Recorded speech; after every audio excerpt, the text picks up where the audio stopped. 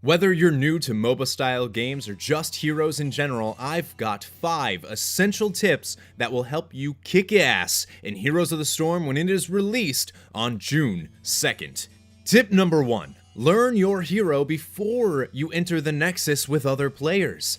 Blizzard has done a wonderful thing, and they have included a try mode into the game. You can try literally any character that is in the game, whether you own them, whether they're 3-week or whatever, it doesn't matter. You can play that character on what is essentially a practice mode. It is a single lane with an ally, and you're against an enemy Arthas. And basically, you can reset your cooldowns, you can level all the way up, you can test your character and figure out what they do at the very basics before you enter into any game.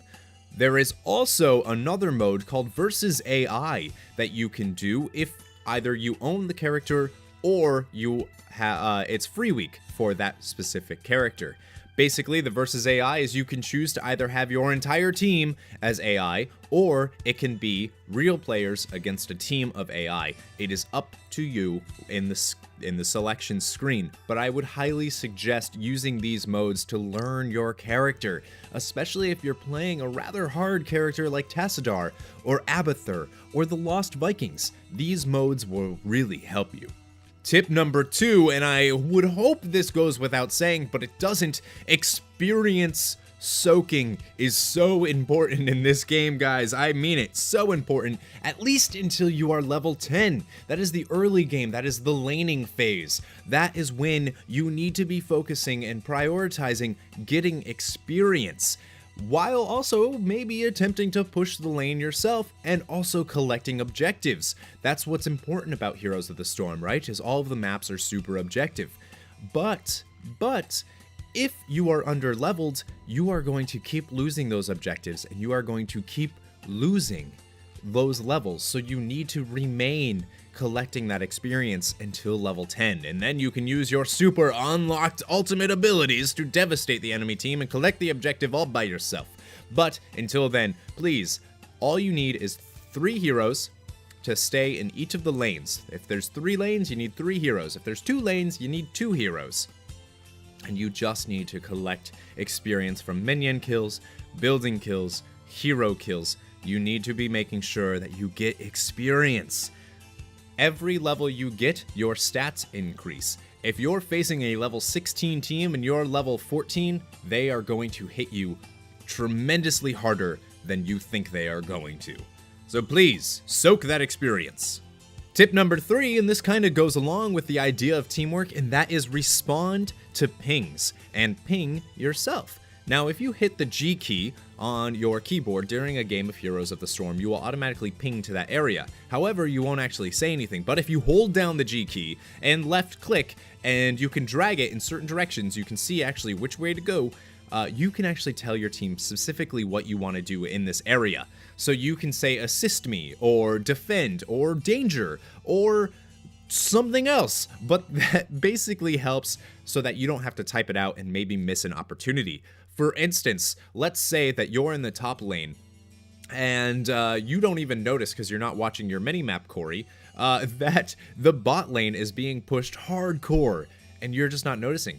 If the hero that is in the bot lane just goes, boom, danger, boom, assist me, you'll hear that ping automatically and you'll look down and go, oh crap, I gotta get down there real quick. And you go down and you fight off that strong push. That is the importance of pings. You need them, especially when you're talking about collecting objectives, wanting to turn into balloons on Blackheart's Bay, or wanting to defend the Sky Temple, which temple you guys are going to go for, letting people know you're on your way. Pings are very important. Learn how to use them and learn how to respond to them.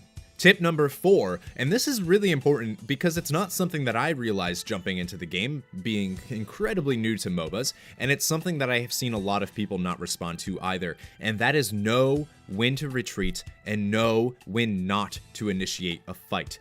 If you are going against 5 of the enemy team and there's only 2 of you, you're only going to feed them if you start that fight. You need to just leave. Just leave and regroup and do something else. Maybe go push a lane If all 5 of the members teams are there, go collect the objectives, do something else.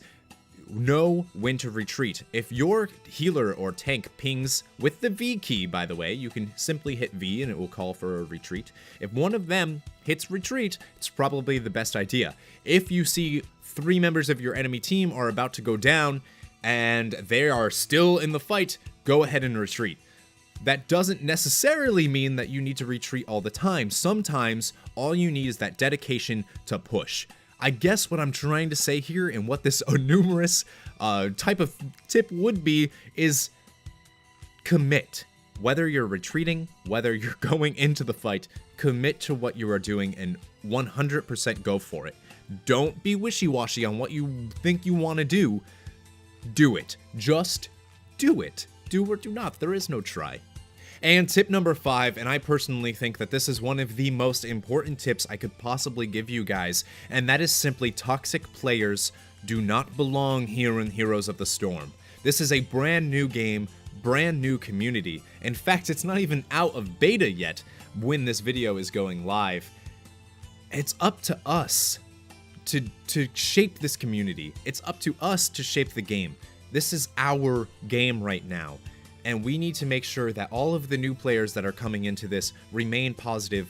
Don't hate on each other. These are quick games. Blizzard designed it this way for a reason. These are very quick games.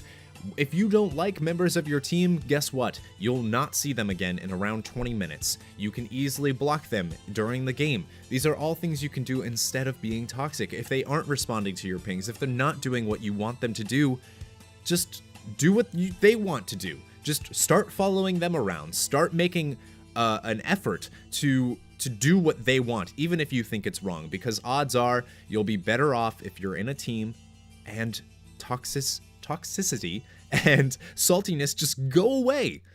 Just go away. Not welcome in Heroes of the Storm. Don't bring it in. That's my best tip that I can possibly give you guys. And finally, a tip from me, myself, Corey with Missildine Online, is simply this.